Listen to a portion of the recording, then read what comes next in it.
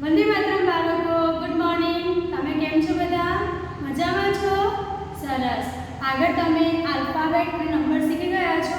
તો આજે આપણે અંગ્રેજીમાં આલ્ફાબેટ એન અને નંબર 10 શીખવાના છે.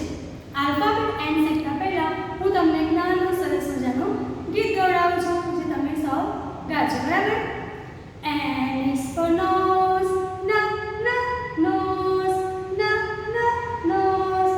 N is for nose, N is for nest, nest, nest. N is for nest, nest.